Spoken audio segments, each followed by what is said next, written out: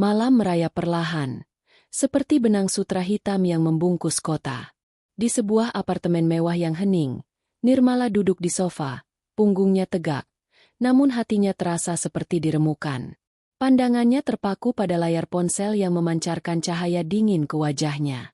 Di sana, di dunia virtual yang ramai, kebahagiaan terpancar tanpa henti. Pernikahan megah Saraswati dan Aditya, judul itu muncul di layar utama salah satu akun gosip terkenal. Di bawahnya, puluhan, bahkan ratusan foto dan video silih berganti diunggah. Tangan Nirmala gemetar saat menggeser layar, membiarkan setiap potret itu menembus relung hatinya. Ada foto Saraswati, adik iparnya, dalam balutan gaun pengantin putih yang berkilauan. Gaun itu bertabur kristal dan renda, menutupi lekuk tubuhnya dengan sempurna. Wajahnya berseri-seri, senyumnya melengkung indah, seperti ratu semalam. Di sampingnya, Danu, suaminya, berdiri gagah dalam setelan jas hitam yang dibuat khusus. Senyumnya begitu lebar, begitu tulus, seolah ia adalah pangeran yang sedang mengantar adiknya ke pelaminan. Pesta itu terlihat sangat mewah. Langit-langit aula yang tinggi dihiasi bunga-bunga mawar putih yang menjuntai, lampu kristal besar menggantung, memancarkan cahaya hangat, dan di setiap sudut, ada orkestra kecil yang memainkan melodi klasik. Para tamu undangan, semua mengenakan gaun dan tuxedo mahal, berkerumun, tertawa, dan mengangkat gelas sampanye. Nirmala tidak butuh undangan untuk tahu seberapa besar pesta itu. Ia tahu persis berapa biayanya. Ia tahu, karena dialah yang membiayai semuanya. Satu persatu foto diputar. Foto Danu mencium kening ibunya yang mengenakan kebaya emas. Foto Danu tertawa bersama ayahnya. Foto Saraswati yang memeluk seluruh keluarganya dengan erat. Di semua foto itu, ada keluarga yang utuh, yang bahagia, dan Nirmala tidak ada di sana. Tidak ada satupun undangan yang sampai ke tangannya. Tidak ada satupun panggilan telepon. Tidak ada pesan. Tidak ada. 2 minggu yang lalu, Saraswati datang ke rumah, membawa sebuah map tebal. Ia membolak-balik isinya dengan wajah sumringah. "Mbak Nirmala, ini daftar semua vendor yang aku mau. Cincin kawin, gaun, catering, dekorasi, semua. Aku mau yang terbaik, Mbak. Ini kan sekali seumur hidup." Nirmala menanggapi dengan senyum tulus. "Tentu, Saras. Kamu kan adik kesayangan Mas Danu." Ia tidak pernah berpikir bahwa keluarga suaminya akan tega mengecualikannya dari momen sepenting ini. Ia hanya dianggap sebagai sumber dana, bukan bagian dari keluarga. Nirmala mematikan ponselnya. Kegelapan seketika menyelimuti wajahnya. Ia menyandarkan kepala ke sandaran sofa. Napasnya terasa sesak. Bukan karena marah, bukan karena cemburu, melainkan karena rasa sakit yang menusuk. Ia merasa seperti boneka yang dimainkan. Ketika dibutuhkan, ia ditarik ke depan. Ketika selesai, ia dibuang. Ia menutup matanya, membiarkan kenangan pahit itu kembali datang. "Nirmala, aku pinjam uangmu dulu, ya? Nanti aku ganti," kata Danu, saat bisnisnya hampir bangkrut. Nirmala memberikan semua tabungannya. "Mbak Nirmala, kami mau renovasi rumah. Boleh pinjam sedikit?" kata ibu mertuanya. Nirmala memberikan, tanpa banyak bertanya. "Nirmala, aku mau sekolah ke luar negeri. Boleh bayar uang pangkalnya dulu?" kata Saraswati. Nirmala mengangguk. Dan Saraswati bisa sekolah ke luar negeri. Nirmala tidak pernah meminta mereka untuk mengembalikan uang itu. Ia melakukannya dengan tulus, karena ia mencintai Danu dan ingin menjadi bagian dari keluarga besarnya. Tetapi, semua kebaikan itu tidak berarti apa-apa. Nirmala bangkit dari sofa, berjalan menuju jendela kaca besar di ruang tamunya. Di bawah sana, lampu-lampu kota berkelip, seperti serpihan bintang yang jatuh ke bumi. Ia melihat pantulan dirinya di kaca. Wanita dengan gaun tidur sutra, rambut yang digerai, dan mata yang lelah. Tapi, ada kilatan lain di matanya. Kilatan yang bukan kemarahan. Itu adalah tekad. Ia tidak akan membalas mereka dengan kemarahan. Ia tidak akan meminta Danu untuk menjelaskan. Tidak ada gunanya. Ia akan membalas mereka dengan senyum. Dengan kebahagiaan yang sesungguhnya, bukan sandiwara. Nirmala mengeluarkan ponselnya lagi. Matanya menelusuri layar. Ia membuka aplikasi pemesanan tiket pesawat. Destinasi, Korea Selatan. Tanggal, besok pagi. Kelas, bisnis. Ia tidak akan menghemat. Ia akan membiarkan dirinya menikmati setiap momen yang telah ia bayar. Kemudian, ia membuka sebuah aplikasi lainnya, mencari hotel mewah. Pilihannya jatuh pada hotel yang memiliki pemandangan kota yang menakjubkan. Ia memesan kamar termewah, yang menawarkan pemandangan kota Seoul dari ketinggian. Selesai dengan tiket dan hotel, Nirmala memikirkan satu hal lagi. Kartu kredit. Ia melihat kartu kredit di tangannya. Kartu platinum yang memiliki limit tak terbatas. Kartu ini, yang ia gunakan untuk membayar biaya pernikahan Saraswati, kini akan digunakan untuk membiayai liburannya sendiri. Selamat berpesta, Saraswati. Bisik Nirmala pada dirinya sendiri. Danu, nikmati waktumu bersama keluargamu. Ia tidak sedih. Ia tidak marah. Ia hanya merasa lega. Dengan senyum tipis, Nirmala meletakkan ponselnya di meja. Ia berjalan ke kamar mandi, menyalakan air hangat di bathtub, dan menuangkan garam mandi favoritnya. Malam itu, ia akan memanjakan dirinya sendiri, sebagai awal dari babak baru dalam hidupnya. Sementara itu, di sebuah aula pernikahan, Saraswati dan Danu tertawa riang, memotong kue pernikahan dengan pedang kecil. Mereka tidak tahu bahwa di apartemen yang tenang, Nirmala telah memulai permainannya. Permainan yang akan mengubah segalanya. Danu membuka pintu apartemennya dengan kunci ganda. Kelelahan terpancar jelas di wajahnya. Pesta pernikahan adiknya, Saraswati, memang meriah dan tak terlupakan, tapi juga menguras seluruh energinya. Aroma melati dari bunga-bunga dekorasi dan wangi masakan mewah masih menempel di jas mahalnya. Ruang tamu apartemen yang biasanya hangat dan penuh cahaya kini terasa gelap dan sunyi. Danu melangkah masuk, mencari-cari keberadaan Nirmala. Namun, yang ia temui hanyalah kehampaan. Ia menyalakan lampu, dan cahaya kuning lembut langsung menerangi ruangan. Danu mendapati sofa tempat Nirmala biasa membaca buku sudah rapi. Meja di sampingnya bersih dari tumpukan majalah. Ini terasa tidak biasa. Nirmala biasanya menungguinya pulang, walau hanya untuk sekadar menyuguhkan teh hangat. Nirmala? Panggil Danu pelan. Tidak ada jawaban. Ia meletakkan jas di sandaran kursi dan berjalan menuju kamar tidur. Lampu di sana juga padam. Danu membuka pintu, tetapi yang ia lihat hanyalah ranjang yang rapi, seolah tidak pernah ditempati. Hatinya mulai merasa tidak nyaman. Ia mencoba menghubungi ponsel Nirmala, tetapi nada sambung yang ia dengar hanya suara robot yang mengatakan, "Nomor yang Anda tuju tidak aktif." Kecemasan mulai merayap di dada Danu. Ia kembali ke ruang tamu. Kali ini matanya lebih jeli menelusuri setiap sudut. Di meja makan, ia menemukan secarik kertas kecil. Tulisan tangan Nirmala yang rapi dan halus tertera di sana. "Aku pergi berlibur. Jangan khawatir." Hanya itu.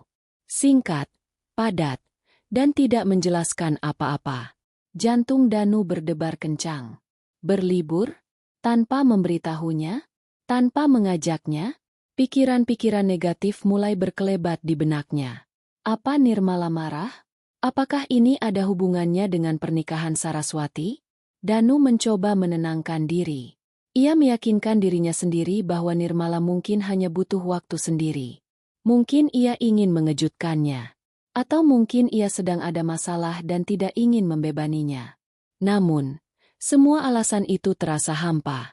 Hatinya tahu, ada sesuatu yang tidak beres. Pagi harinya, Danu tidak bisa tidur. Ia berjalan mondar-mandir di ruang tamu, ponselnya di tangan. Pikirannya melayang kembali ke masa-masa sebelum pernikahan Saraswati. Ia ingat, ia pernah mengajak Nirmala untuk datang, tetapi Saraswati dan ibunya langsung menolaknya. "Mas, kan Nirmala bukan siapa-siapa," kata Saraswati dengan nada mengejek. "Dia kan cuma istri simpananmu." Danu tahu, Ia harusnya membela Nirmala. Ia harusnya mengatakan bahwa Nirmala adalah istrinya, bukan istri simpanan. Tetapi, ia tidak melakukannya. Ia hanya terdiam dan membiarkan mereka mengejek Nirmala. Ia merasa bersalah, tetapi ia juga tidak ingin membuat keluarganya marah. Danu mendesah berat. Ia mengambil segelas air dingin dan duduk di sofa. Ia memijat pelipisnya, berusaha keras mengingat-ingat kapan terakhir kali ia dan Nirmala berbicara dengan tulus. Rasanya sudah lama sekali. Mereka sibuk dengan pekerjaan masing-masing, dan ketika bertemu, mereka hanya membahas hal-hal yang tidak penting. Danu mengambil ponselnya lagi, membuka riwayat panggilan, dan menemukan nama Nirmala. Ia melihat durasi panggilan terakhir mereka. 1 menit, 23 detik. Dan itu terjadi 2 minggu yang lalu. Ia bahkan tidak ingat apa yang mereka bicarakan. Matahari mulai naik. Sinarnya masuk melalui jendela dan membanjiri ruang tamu. Cahaya itu menerangi wajah Danu yang cemas dan bingung. Ia memandang keluar, ke arah jalanan kota yang sudah mulai ramai. Ia merasa asing di rumahnya sendiri. Rumah ini, yang seharusnya menjadi tempatnya kembali, kini terasa hampa. Tiba-tiba, ponselnya berdering. Nama ayahnya muncul di layar. Danu langsung mengangkatnya. "Halo, Ayah." "Danu, di mana Nirmala?" tanya ayahnya dengan nada cemas. Ayah sudah coba hubungi dia, tetapi tidak bisa. Dia lagi berlibur." "Yah, nggak tahu kemana," jawab Danu ragu. "Berlibur?" Tanpa memberitahu siapa-siapa. Ayahnya terdiam sejenak. "Danu, ada yang aneh. Sejak kemarin, vendor-vendor yang kita pakai di pernikahan Saraswati menagih uangnya. Tapi ternyata semua tagihan sudah lunas. Apa kamu yang bayar?" Danu terkejut. "Aku? Enggak. Yah, aku enggak tahu apa-apa." "Lalu siapa? Apa jangan-jangan Nirmala?" Suara ayahnya terdengar ragu. "Nirmala? Kenapa harus dia?" Danu bertanya balik. Ia tahu, ia harusnya menjawab pertanyaan itu dengan jujur. Ia harusnya mengatakan bahwa Nirmala adalah orang yang membiayai semuanya. Tetapi, harga dirinya tidak mengizinkannya. "Yah, mungkin ada kesalahan. Nanti aku coba hubungi vendornya," kata Danu. "Baiklah, ayah dan ibumu cemas. Kalau ada apa-apa, cepat hubungi kami." Ayahnya menutup telepon. Danu terdiam. Ia memandangi ponselnya. Otaknya bekerja keras untuk mencerna semua informasi. Nirmala yang membayar? Tidak mungkin. Ia tidak akan melakukannya. Tapi, jika bukan dia, lalu siapa? Dan mengapa ia pergi berlibur tanpa memberitahunya? Pagi itu, Danu merasakan sebuah kesadaran yang pahit. Ia telah begitu jauh dari Nirmala. Begitu jauh sehingga ia tidak lagi mengenalnya. Ia tidak tahu apa yang ia pikirkan, apa yang ia rasakan. Ia telah menganggap remeh kehadiran Nirmala, menganggapnya sebagai hal yang biasa. Padahal, ia adalah orang yang paling penting dalam hidupnya. Danu mengambil kunci mobil dan keluar dari apartemen. Ia tahu, ia harus mencari tahu kemana Nirmala pergi. Ia harus meluruskan semuanya. Ia harus meminta maaf. Tetapi, ia tidak tahu bahwa semua ini hanyalah awal dari permainan yang lebih besar. Permainan yang akan mengubah hidupnya dan kehidupan keluarganya selamanya. Kecemasan yang menggantung di udara pagi membuat Danu tak bisa berpikir jernih. Pikirannya melayang-layang, mencoba menyatukan kepingan-kepingan teka-teki yang semakin membingungkan. Nirmala pergi berlibur. Ponselnya tidak aktif.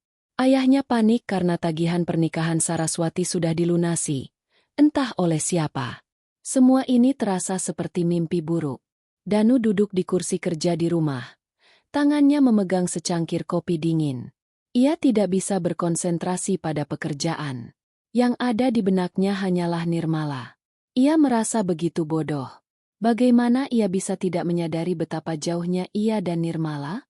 Ia terlalu sibuk dengan urusan keluarganya, terlalu sibuk dengan pekerjaan, sampai-sampai melupakan orang yang paling penting di sisinya.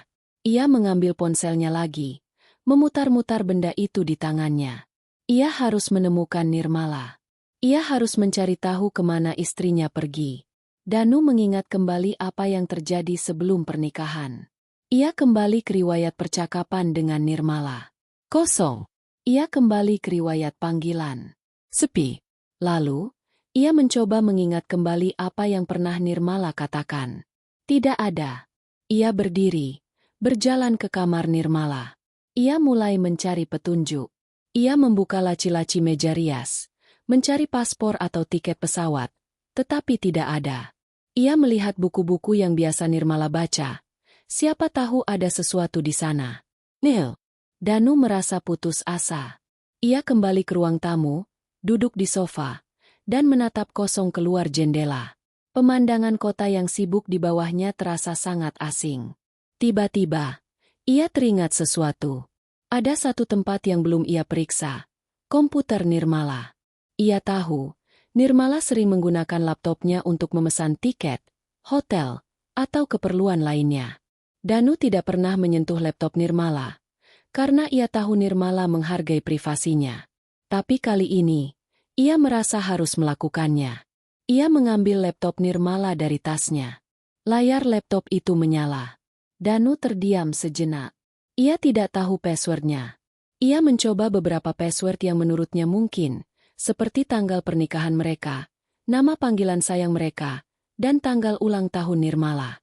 Tetapi tidak ada yang berhasil. Danu merasa frustrasi. Ia hampir menyerah. Tetapi kemudian ia teringat sesuatu. Ada sebuah buku catatan kecil di meja kerja Nirmala, yang berisi daftar password penting. Nirmala pernah mengatakan padanya, "Kalau ada apa-apa, kamu bisa lihat di buku ini." Danu mengambil buku itu.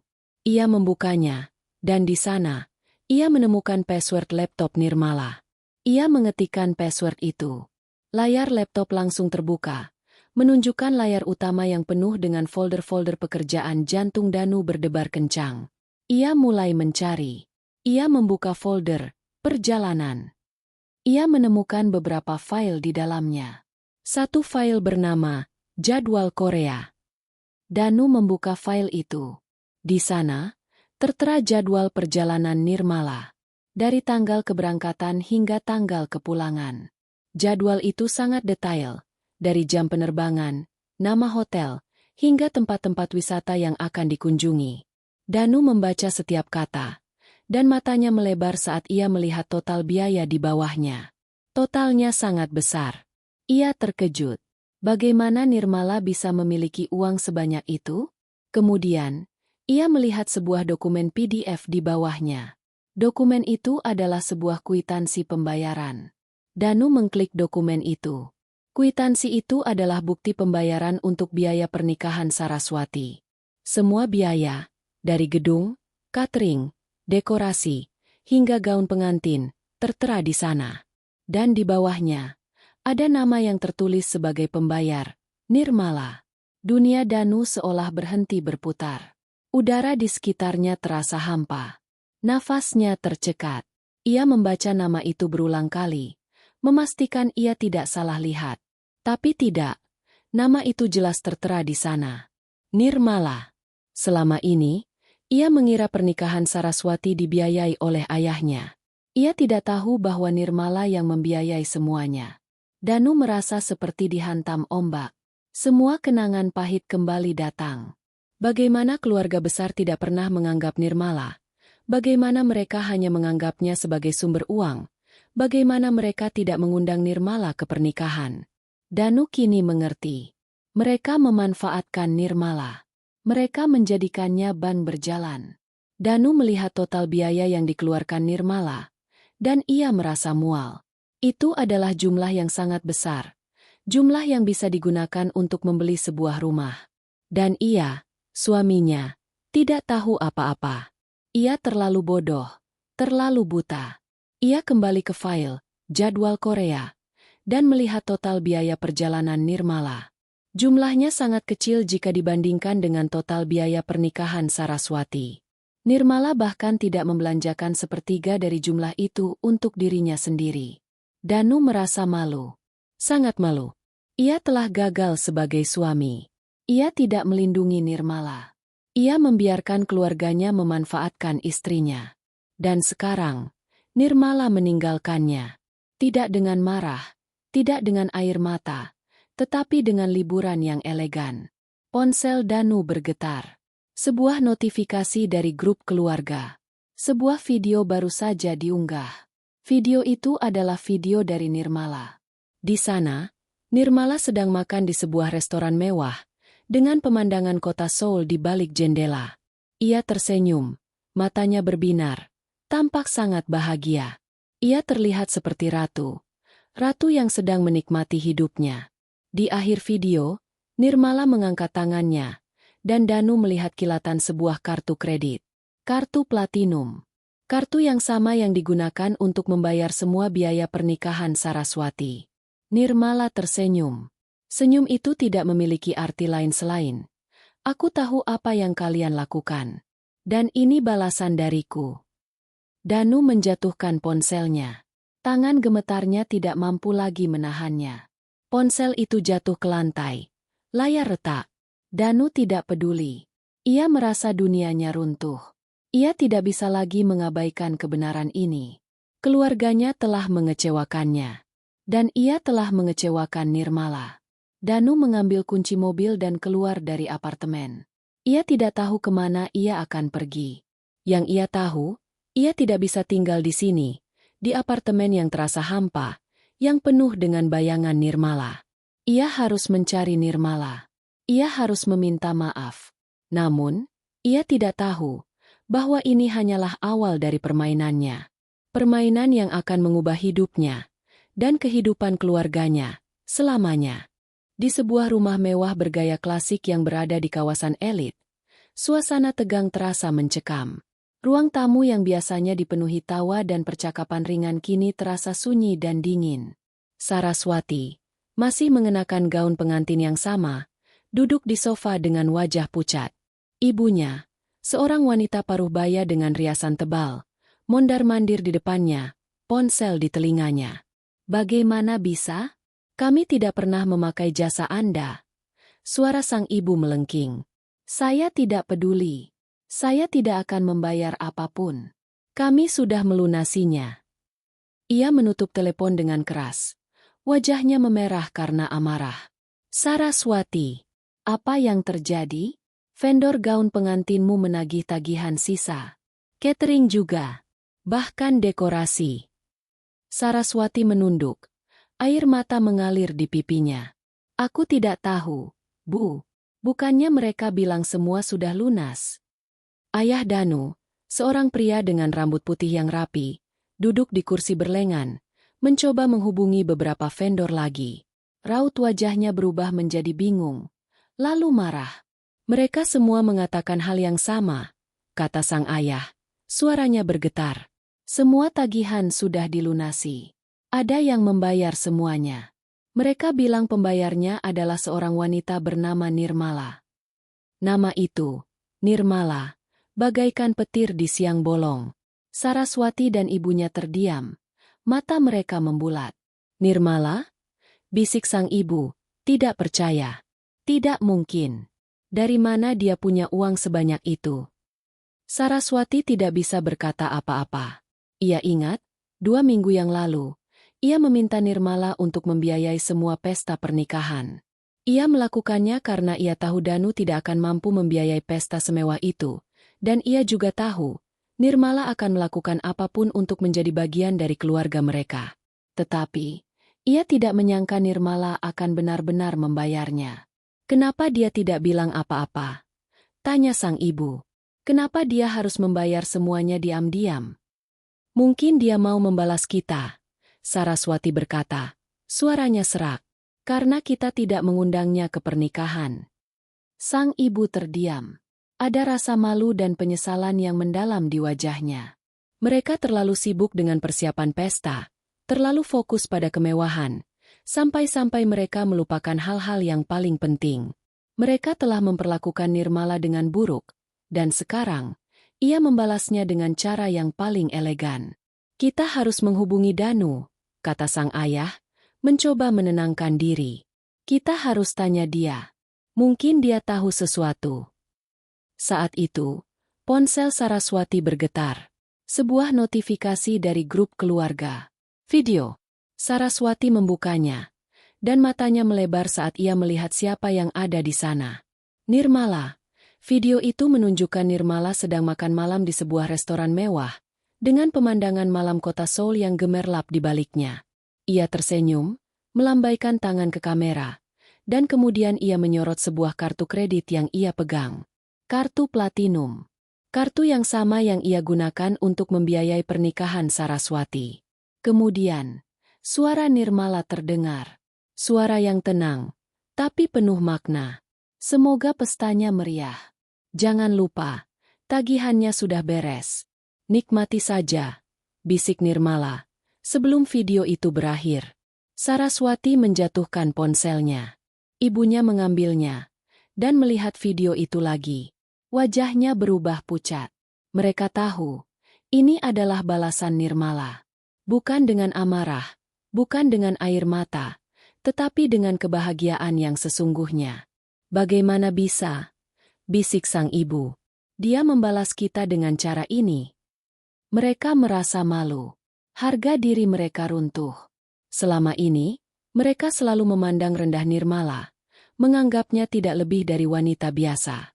Sekarang, wanita yang mereka pandang rendah itu telah membuat mereka merasa seperti pengemis. Tiba-tiba, pintu terbuka, dan Danu masuk. Wajahnya lelah dan matanya bengkak. Ia melihat wajah-wajah panik keluarganya, dan ia tahu, mereka sudah tahu. Danu, apa benar Nirmala yang membayar semua biaya pernikahan Saraswati? Tanya sang ayah. Danu tidak menjawab. Ia hanya mengangguk pelan. Sang ibu langsung menangis. Kenapa? Kenapa dia melakukan ini? Kenapa dia tidak bilang? Karena kalian tidak pernah menganggapnya, jawab Danu, suaranya bergetar. Karena kalian hanya menganggapnya sebagai ban berjalan. Danu menceritakan semuanya. Bagaimana Nirmala membiayai sekolah Saraswati, bagaimana ia membantu Danu saat bisnisnya bangkrut, dan bagaimana ia tidak pernah meminta balasan. Saraswati dan ibunya terdiam. Mereka tidak bisa berkata apa-apa. Danu melanjutkan, Nirmala tidak butuh uang kalian. Dia punya uang lebih banyak dari yang kalian bayangkan. Dia hanya butuh dihargai. Dan kalian tidak memberikannya. Di tengah kekacauan itu, Danu menyadari satu hal yang paling penting. Ia telah gagal sebagai suami. Ia telah gagal melindungi Nirmala. Aku akan kembali ke Nirmala, kata Danu, suaranya tegas. Dan aku akan meminta maaf. Dan bagaimana dengan kami? Tanya sang ibu. Air matanya membasahi pipinya. Danu memandang keluarganya, dan ia melihat wajah-wajah yang penuh penyesalan. Ia tahu, ia tidak bisa mengabaikan mereka. Aku akan kembali kepada kalian, kata Danu. Setelah Nirmala memaafkanku. Ia meninggalkan mereka di sana, dalam keheningan yang mencekam. Di belakangnya, Saraswati dan ibunya duduk diam, merenungkan kesalahan mereka. Mereka tidak tahu bahwa ini hanyalah awal dari permainannya. Permainan yang akan mengubah hidup mereka selamanya. Setelah meninggalkan rumah orang tuanya, Danu menyetir tanpa tujuan. Setiap tikungan yang ia ambil terasa semakin jauh dari keluarga yang ia kenal dan semakin dekat dengan kenyataan yang tidak pernah ia duga. Pikirannya dipenuhi dengan ucapan ayahnya, tangisan ibunya, dan tatapan penuh penyesalan Saraswati. Namun, yang paling menusuk adalah keheningan di dalam mobil. Keheningan yang sama yang menyambutnya di apartemennya tadi malam. Keheningan yang kini menjadi cermin dari hubungannya dengan Nirmala. Danu akhirnya memarkirkan mobilnya di sebuah taman kota. Ia duduk di kursi pengemudi, bersandar lelah, dan menatap keluar jendela. Hujan mulai turun, membasahi kaca dan mengaburkan pemandangan. Butiran-butiran air itu seolah mencerminkan perasaannya yang kacau. Ia mengambil ponselnya yang layarnya retak, menyalakan kembali dan membuka grup keluarga. Ia melihat video dari Nirmala lagi. Wanita itu terlihat begitu bahagia, begitu bebas. Senyumnya tulus, bukan senyum yang biasa ia lihat di rumah. Senyum yang penuh dengan rahasia dan sakit hati. Danu merasa mual. Ia telah gagal. Gagal sebagai suami, gagal sebagai pelindung, dan gagal sebagai seorang manusia. Ia mengingat kembali hari di mana ia memperkenalkan Nirmala kepada keluarganya. Ibunya, dengan senyum ramah yang palsu, langsung menanyakan pekerjaan Nirmala. "Apa pekerjaanmu, Nirmala?" tanyanya. Dan Nirmala, dengan jujur, menjawab, "Saya bekerja di bidang keuangan." Itu adalah kebenaran, tetapi Danu tahu, ibunya tidak mengerti seberapa sukses Nirmala. Ibunya hanya melihatnya sebagai wanita biasa yang menikahi putranya, seorang putra dari keluarga terpandang. Danu menutup matanya. Ia menyadari, selama ini ia hanya mementingkan dirinya sendiri dan keluarganya. Ia mengira dengan tidak menyinggung masalah uang, ia telah melindungi Nirmala. Padahal, ia hanya membiarkan mereka memanfaatkan kebaikan istrinya. Ia membiarkan mereka merendahkan Nirmala, menganggapnya tidak lebih dari wanita yang bisa dibeli. Danu kembali ke apartemennya. Kali ini, ia tidak lagi merasa cemas. Ia hanya merasa hampa. Ia melihat sekeliling, dan setiap sudutnya mengingatkannya pada Nirmala. Sofa tempat ia membaca buku, meja makan tempat mereka sarapan, dan ranjang yang selalu rapi. Semuanya seolah menuntut penjelasan darinya. Ia berjalan ke kamar tidur. Ia melihat foto pernikahan mereka di meja samping tempat tidur. Nirmala mengenakan gaun putih sederhana, tersenyum cerah, matanya penuh cinta. Danu menatap foto itu, dan ia menyadari, cinta di mata Nirmala telah memudar. Kebaikan yang ia berikan telah dibalas dengan pengkhianatan. Danu duduk di ranjang. Ia mengambil laptop Nirmala yang masih ada di meja. Ia membuka file, jadwal Korea, lagi, dan ia melihat jadwal yang begitu rapi.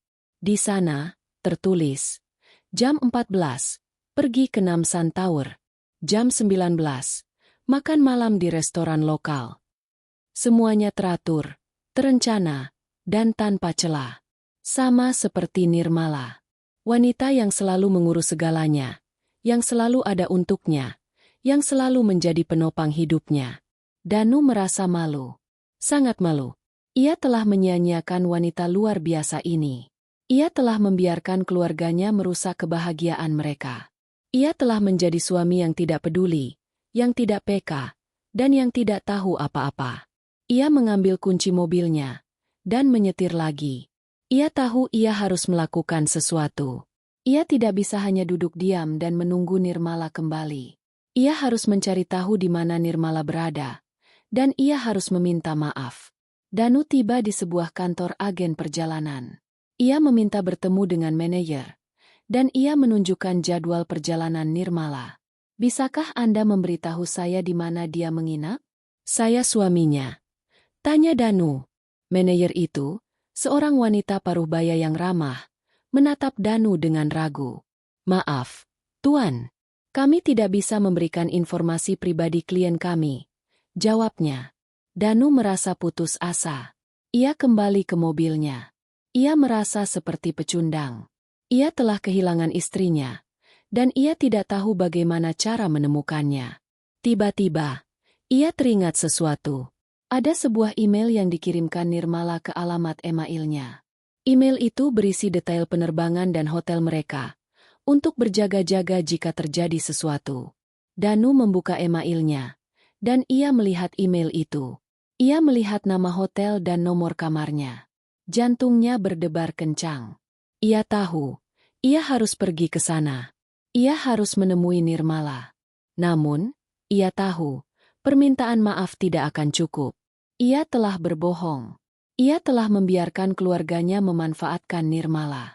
Dan ia harus menerima konsekuensi dari perbuatannya. Danu kembali ke apartemennya, mengemasi tasnya, dan ia membeli tiket pesawat pertama ke Korea. Ia tidak akan menunggu. Ia akan mengejar istrinya. Ia tahu, perjalanan ini akan sulit. Ia harus menghadapi Nirmala, dan ia harus menjelaskan semuanya. Tetapi, ia juga tahu, ini adalah satu-satunya kesempatan yang ia miliki. Satu-satunya kesempatan untuk memperbaiki segalanya. Penerbangan 12 jam terasa seperti seumur hidup bagi Danu. Setiap detik di udara, ia memikirkan apa yang akan ia katakan kepada Nirmala. Ia telah mengkhianatinya, membiarkan keluarganya memanfaatkan kebaikan hatinya. Rasa bersalah itu terasa begitu berat, seolah beban itu menekan seluruh tubuhnya. Saat pesawat mendarat di Bandara Internasional Incheon, hari sudah sore. Danu melangkah keluar dari pesawat, dan udara dingin Korea langsung menerpa wajahnya. Ia menarik napas dalam-dalam, berharap udara segar ini bisa membersihkan pikiran dan hatinya. Ia mengambil taksi dan langsung menuju hotel tempat Nirmala menginap. Di dalam taksi, ia terus memandangi jalanan kota Seoul yang ramai. Papan reklame yang berwarna-warni, gedung-gedung tinggi yang menjulang, dan orang-orang yang berjalan cepat. Semuanya terasa asing, tetapi ia tahu, Nirmala ada di suatu tempat di kota ini. Tiba di hotel, Danu langsung menuju meja resepsionis. Ia menunjukkan nama Nirmala, dan ia meminta nomor kamarnya. Petugas resepsionis, seorang wanita muda dengan seragam rapi, menatap Danu dengan bingung. "Maaf, Tuan, tapi Nona Nirmala sudah pergi dari hotel ini," jawabnya. Jantung Danu terasa jatuh. "Pergi? Kapan?" tanyanya. "Pagi tadi, Tuan. Dia sudah check out," jawab petugas itu. "Dan dia tidak meninggalkan pesan apa-apa." Danu terdiam. Ia merasa dunianya runtuh lagi. Ia sudah jauh-jauh datang ke sini, tetapi ia terlambat. Ia sudah kehilangan Nirmala. Lagi. Danu kembali ke lobi, duduk di salah satu kursi, dan mencoba menenangkan diri. Ia tahu, ia tidak bisa menyerah. Ia harus menemukan Nirmala. Ia mengeluarkan ponselnya dan melihat jadwal perjalanan Nirmala lagi. Ia melihat daftar tempat-tempat yang akan dikunjungi Nirmala, dan ia memutuskan untuk pergi ke sana satu persatu. Ia akan mencari Nirmala. Ia akan meminta maaf. Danu keluar dari hotel dan memanggil taksi lagi. "Namsan Tower," katanya kepada sopir taksi. Di dalam taksi, Danu memikirkan kembali semua hal yang terjadi. Ia tidak bisa menyalahkan keluarganya sepenuhnya. Ia juga bersalah. Ia terlalu sibuk dengan pekerjaannya, terlalu fokus pada ambisinya, sampai-sampai ia tidak menyadari betapa kesepiannya Nirmala. Ia tidak tahu bahwa di balik senyum Nirmala, ada rasa sakit yang mendalam. Saat tiba di Namsan Tower, hari sudah gelap. Lampu-lampu kota Seoul menyala, menciptakan pemandangan yang indah dan memukau. Danu tidak peduli dengan pemandangan itu. Matanya terus mencari-cari. Ia melihat sekeliling, berharap melihat sosok Nirmala. Tetapi tidak ada. Ia berjalan di sekitar menara, mencari-cari, tetapi tidak menemukannya. Danu merasa putus asa. Ia berjalan ke sebuah restoran di dekat menara, dan ia memesan segelas kopi. Ia duduk sendirian, menatap keluar jendela. Ia melihat pasangan-pasangan yang sedang berfoto, tertawa, dan berpegangan tangan. Hatinya terasa sakit. Ia merindukan Nirmala. Ia merindukan saat-saat mereka bisa tertawa bersama, saat-saat mereka bisa berbicara dari hati ke hati. Tiba-tiba, ponselnya bergetar. Sebuah pesan dari Saraswati. "Mas, vendor gaun pengantinku menagih lagi. Dia bilang Nirmala belum bayar lunas. Apa benar?" Danu membaca pesan itu, dan ia merasa marah. Keluarganya masih tidak mengerti. Mereka masih tidak tahu betapa besar pengorbanan Nirmala. Danu tidak menjawab pesan itu. Ia hanya memandang keluar jendela, dan ia melihat sesuatu yang membuatnya terkejut. Di seberang jalan, ada sebuah kafe kecil. Di dalam kafe itu, ia melihat sosok yang ia kenal. Nirmala. Ia duduk di sebuah meja kecil, memandang keluar jendela. Ia terlihat tenang, elegan, dan sendirian. Danu langsung berdiri dan berlari keluar. Ia menyeberang jalan, dan ia masuk ke kafe itu. Nirmala menoleh, dan matanya membulat saat melihat Danu. Wajahnya tidak menunjukkan ekspresi apa-apa. Ia hanya menatap Danu, tanpa berkata-kata. Danu berdiri di sana. Napasnya tersengal-sengal. Ia ingin mengatakan banyak hal. Ia ingin meminta maaf. Ia ingin menjelaskan semuanya. Tetapi ia tidak bisa. Ia hanya berdiri di sana, menatap Nirmala, dan ia tahu, ia telah gagal. Malam itu, dinginnya udara Seoul tak seberapa dibandingkan dengan suasana di dalam kafe kecil tersebut. Suasana canggung yang tebal menyelimuti ruangan, membuat setiap detik terasa berabad-abad. Nirmala menatap Danu, tanpa ekspresi. Tatapan itu bukan tatapan marah, melainkan tatapan kosong yang jauh lebih menyakitkan. Sementara itu, Danu berdiri di ambang pintu, napasnya tersengal-sengal.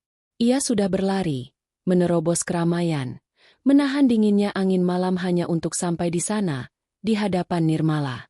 Namun, kini ia kehabisan kata-kata. Danu? Suara Nirmala akhirnya memecah keheningan. Ada apa? Kenapa kamu ada di sini? Suaranya datar, tanpa emosi, seolah ia sedang berbicara dengan orang asing. Hal itu membuat hati Danu terasa sakit. Aku mencari kamu. Jawab Danu, suaranya parau. Mencari aku? Ada apa? Tanya Nirmala lagi. Danu berjalan mendekat dan duduk di kursi di hadapan Nirmala. Ia melihat Nirmala tidak memesan apapun, hanya duduk, menatap keluar jendela. Aku minta maaf, kata Danu. Ia menunduk, tidak berani menatap mata Nirmala. Aku minta maaf karena tidak memberitahu kamu tentang pernikahan Saraswati. Aku takut. Nirmala tersenyum kecil. Takut? Takut apa? Danu? Takut aku marah? Takut keluargamu marah? Takut kalian berdua marah, jawab Danu. Jujur, aku tidak tahu harus berpihak pada siapa. Danu, aku bukan milik orang tua dan adikmu, jawab Nirmala. Suaranya kini terdengar lebih tajam. Aku istrimu. Kamu seharusnya berpihak padaku. Danu terdiam. Ia menyadari kebodohannya. Ia telah membiarkan keluarganya mengendalikan hidupnya, mengendalikan hubungannya dengan Nirmala. Aku tahu. Aku sudah tahu semuanya. Kata Danu. Aku tahu kamu yang membiayai pernikahan itu. Aku tahu kamu yang membayar semuanya. Nirmala mengangguk. Aku memang yang membayar. Aku tidak mau utang budi pada mereka. Aku hanya ingin mereka tahu. Aku tidak membutuhkan mereka. Danu mengangkat kepalanya, menatap Nirmala. Kenapa kamu tidak bilang? Buat apa? Supaya kamu kasihan padaku? Supaya kamu membela aku? Tanya Nirmala. Matanya kini memancarkan api. Aku tidak butuh belas kasihan, Danu. Aku hanya butuh dihargai. Danu terdiam. Ia tahu, ia telah gagal. Ia tidak bisa membela Nirmala. Ia tidak bisa menghargainya. Dan ia tidak bisa melindunginya. Aku menyesal, bisik Danu. Menyesal. Nirmala tersenyum sinis. Menyesal tidak akan mengubah apapun. Danu, pernikahan itu sudah terjadi. Keluargamu sudah berbahagia.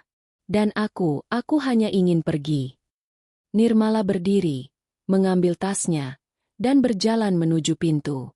Danu langsung berdiri dan mencoba menghentikannya. Tunggu, Nirmala. Jangan pergi. Aku datang ke sini untuk kita. Untuk kita berdua. Kata Danu. Danu, kita sudah tidak punya kita. Jawab Nirmala. Selama ini, kita hanya hidup dalam kebohongan. Kebohongan yang kamu ciptakan. Kebohongan yang keluargamu ciptakan. Nirmala keluar dari kafe, dan Danu mengejarnya. Ia memegang tangan Nirmala, memaksanya untuk menatapnya. Tolong, Nirmala, beri aku satu kesempatan. Pinta Danu. Aku akan buktikan padamu. Aku akan membuat mereka meminta maaf.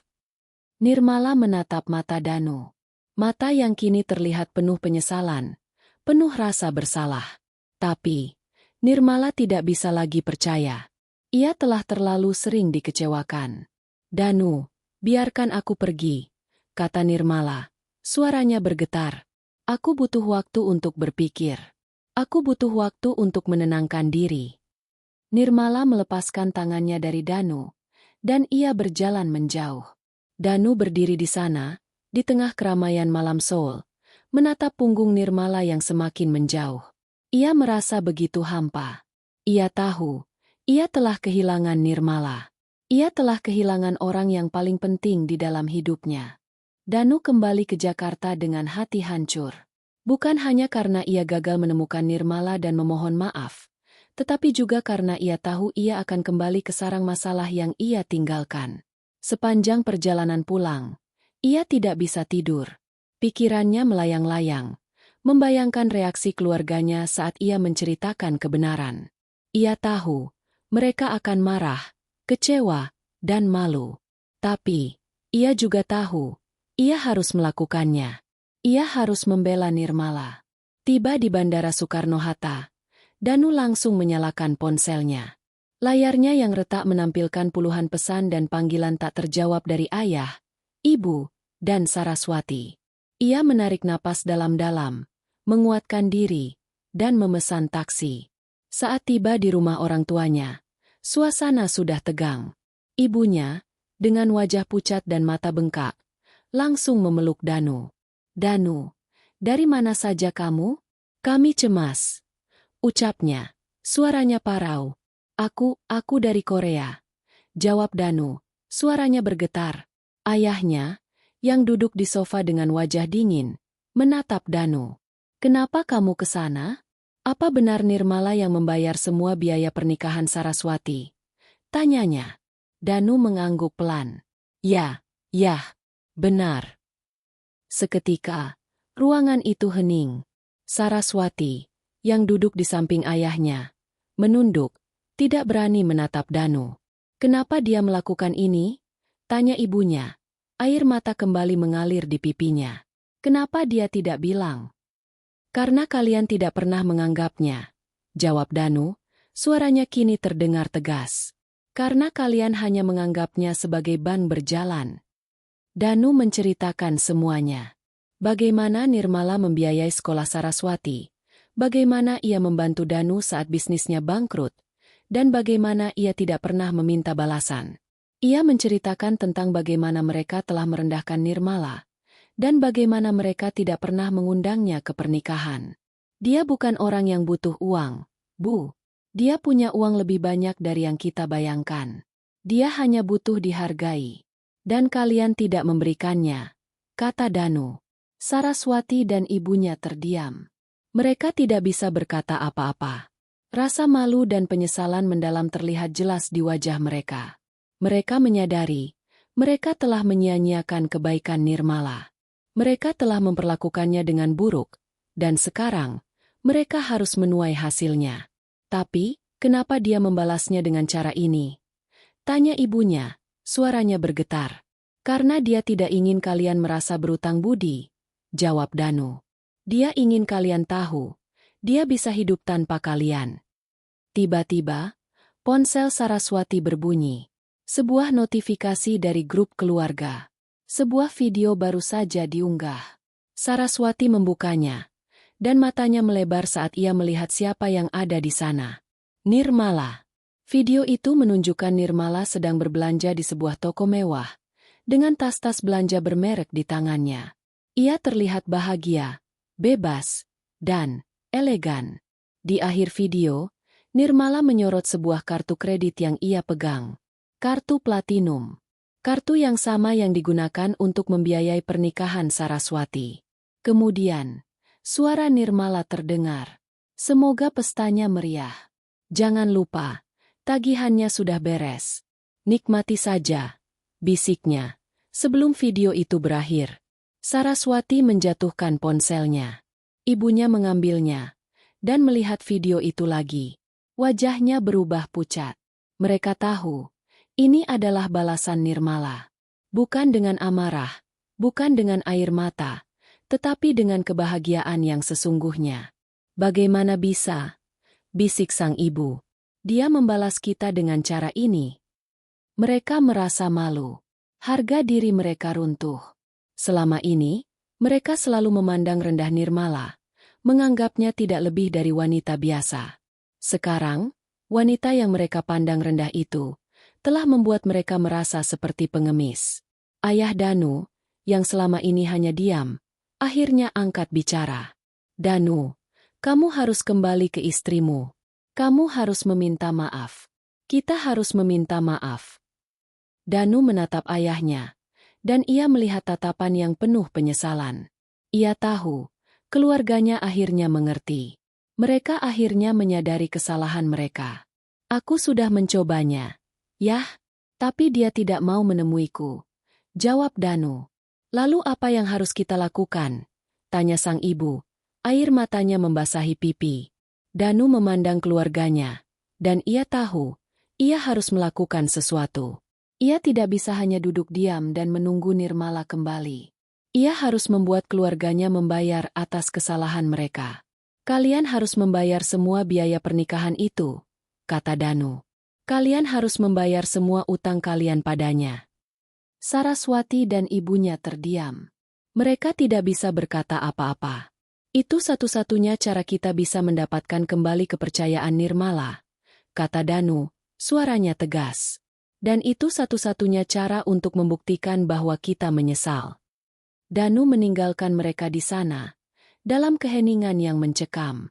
Di belakangnya, Saraswati dan ibunya duduk diam, merenungkan kesalahan mereka. Mereka tidak tahu bahwa ini hanyalah awal dari permainannya. Permainan yang akan mengubah hidup mereka selamanya. Danu kembali ke apartemennya. Perjalanan pulang dari rumah orang tuanya terasa sangat panjang, bukan karena jarak, melainkan karena beratnya beban pikiran yang ia bawa. Pemandangan Jakarta yang padat, riuh, dan penuh dengan klakson mobil seolah menjadi cerminan dari kekacauan di hatinya. Ia memarkirkan mobilnya, lalu naik ke apartemennya dengan langkah gontai. Saat ia membuka pintu, ia mendapati apartemen itu sudah tidak sesunyi yang ia tinggalkan. Ada aroma masakan yang tercium dari dapur. Jantungnya berdebar kencang. Ia tahu, itu Nirmala. Danu berjalan ke dapur, dan ia melihat Nirmala sedang memasak. Ia mengenakan celemek, rambutnya diikat, dan ia terlihat sangat cantik. Danu berdiri di ambang pintu dapur, menatapnya, tidak berani berbicara. Nirmala menoleh, dan matanya bertemu dengan mata Danu. Tidak ada senyum, tidak ada amarah. Hanya tatapan yang kosong, yang membuat Danu merasa seolah ia adalah orang asing. Sudah pulang? Tanya Nirmala, suaranya datar. Ya, jawab Danu, suaranya bergetar. Aku sudah tahu semuanya. Nirmala mengangguk. Aku tahu kamu akan tahu. Aku sudah memberitahu keluargamu. Danu berjalan mendekat, dan ia melihat Nirmala sedang memotong sayuran. Tangannya sangat terampil, gerakannya cepat, dan tanpa celah. Sama seperti dirinya, Nirmala selalu melakukan semuanya dengan sempurna. Kenapa kamu tidak bilang? Tanya Danu. Buat apa? Tanya Nirmala. Matanya tetap fokus pada sayuran di depannya. Aku tidak butuh belas kasihan, Danu. Aku hanya butuh dihargai. Danu terdiam. Ia tahu, ia telah gagal. Ia telah menyia-nyiakan wanita luar biasa ini. Aku sudah meminta keluargaku untuk membayar semua utang mereka padamu, kata Danu. Nirmala menghentikan gerakannya. Ia menoleh, menatap Danu, dan ia tersenyum. Senyum itu tidak sampai ke matanya. Dan kamu pikir, itu akan mengubah semuanya? Kamu pikir, dengan uang, kamu bisa membeli kepercayaanku lagi? Tanyanya. Danu tidak menjawab. Ia tahu, Nirmala benar. Uang tidak akan pernah bisa membeli kepercayaan. Danu, aku tidak peduli dengan uang itu, kata Nirmala. Aku hanya ingin mereka tahu. Aku tidak membutuhkan mereka. Aku bisa hidup tanpa mereka. Nirmala kembali memotong sayuran. Danu berjalan mendekat, dan ia mengambil pisau dari tangan Nirmala. Nirmala menatap Danu. Matanya kini memancarkan api. Apa yang kamu lakukan? Tanya Nirmala. Aku tidak ingin kamu bekerja. Jawab Danu. Aku akan mengurus semuanya. Nirmala tersenyum sinis. Kamu mengurus semuanya? Danu, kamu tidak pernah mengurus apapun. Kamu hanya peduli pada dirimu sendiri dan keluargamu. Nirmala melepaskan tangannya dari Danu, dan ia berjalan keluar dari dapur. Danu mengikutinya. Nirmala duduk di sofa, punggungnya tegak. Ia memandang Danu, dan ia berkata, "Aku sudah memutuskan. Aku tidak bisa lagi tinggal di sini." Danu terkejut. "Maksudmu?" "Aku akan meninggalkanmu, Danu," kata Nirmala, suaranya tegas. "Aku tidak bisa lagi hidup dalam kebohongan ini. Aku tidak bisa lagi menjadi boneka yang kamu mainkan." Danu merasa dunianya runtuh. "Tidak, Nirmala. Jangan. Beri aku satu kesempatan lagi. Aku akan buktikan padamu. Aku akan membuat semuanya benar." "Danu, kamu sudah punya banyak kesempatan," jawab Nirmala, "dan kamu tidak pernah menggunakannya. Kamu selalu memilih keluargamu, dan kamu selalu mengabaikanku." Danu berlutut di hadapan Nirmala. "Tolong, Nirmala. Aku mencintaimu. Aku tidak bisa hidup tanpamu." Nirmala menatap Danu. Mata yang dulu memancarkan cinta, kini hanya memancarkan kekosongan. "Cinta?" tanya Nirmala. "Cinta tidak akan cukup, Danu. Cinta tidak akan bisa memperbaiki luka yang sudah terlalu dalam." Nirmala berdiri, mengambil tasnya, dan ia berjalan menuju pintu. Danu langsung berdiri dan mencoba menghentikannya. "Tunggu, Nirmala. Apa yang harus aku lakukan?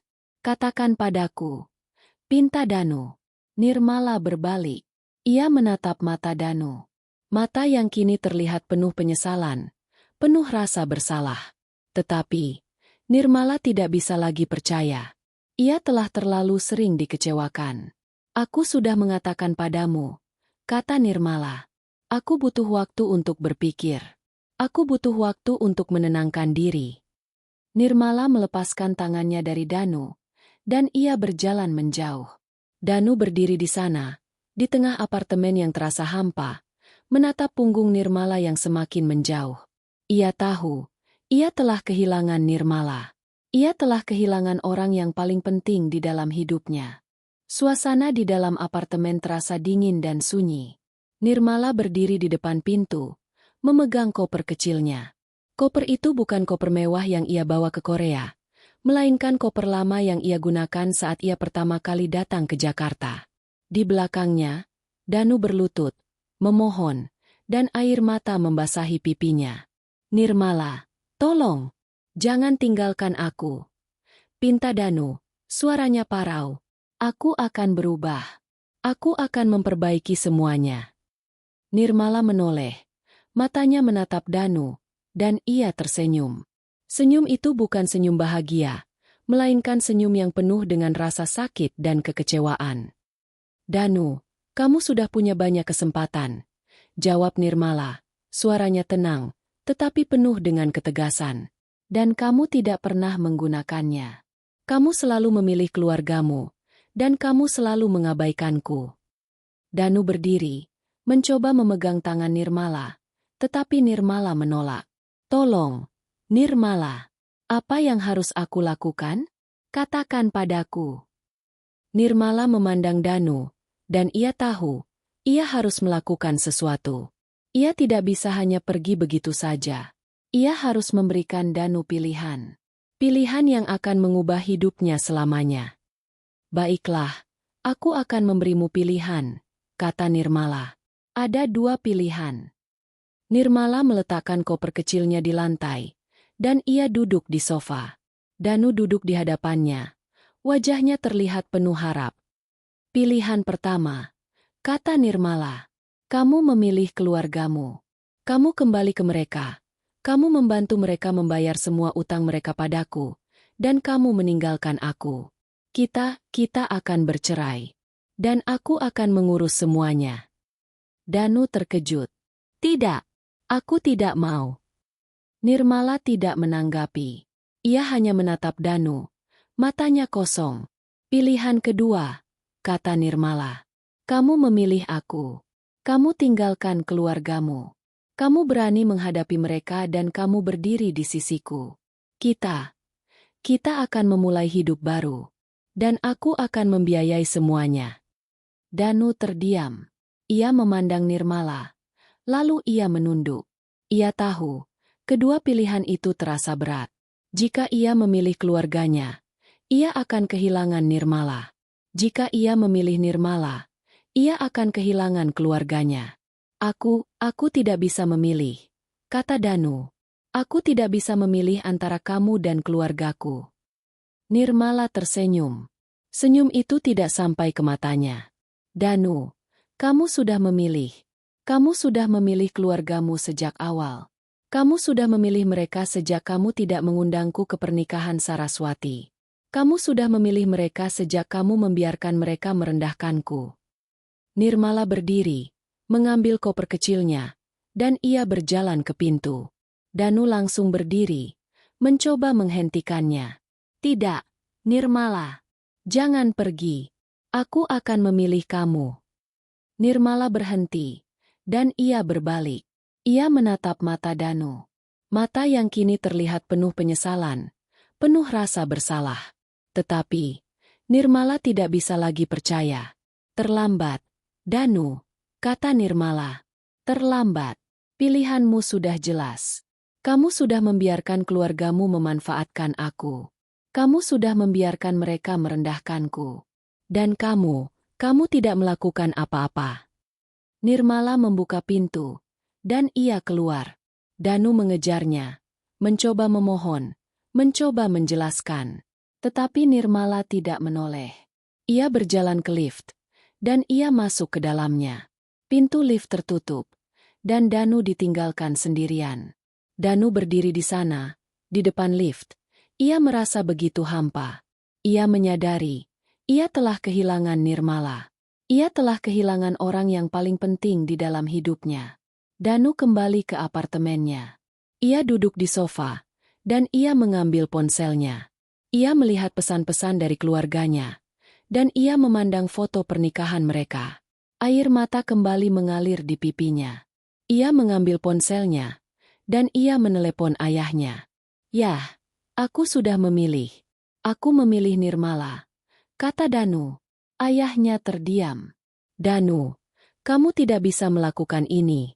Kami keluargamu." "Kalian bukan lagi keluargaku," kata Danu. Suaranya bergetar. "Kalian sudah mengkhianati aku. Kalian sudah mengkhianati Nirmala." Danu menutup telepon. Ia merasa lega. Ia telah membuat keputusan. Ia telah memilih Nirmala. Namun, ia tahu, ia telah terlambat. Nirmala sudah pergi.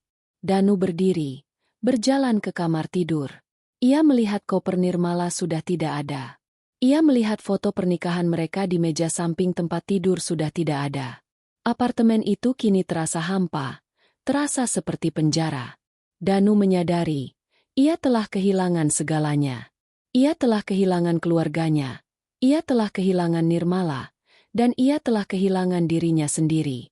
Di sebuah bandara internasional, Nirmala duduk di kursi di ruang tunggu, memegang tiket pesawat. Ia tidak menangis. Ia tidak menyesal. Ia hanya merasa lega. Ia telah membuat keputusan. Keputusan yang akan mengubah hidupnya selamanya. Ia memandang keluar jendela, ke arah landasan pacu. Pesawat-pesawat terbang, satu persatu, meninggalkan daratan. Dan Nirmala tahu, ia juga akan terbang. Terbang meninggalkan masa lalu yang menyakitkan, dan terbang menuju masa depan yang cerah.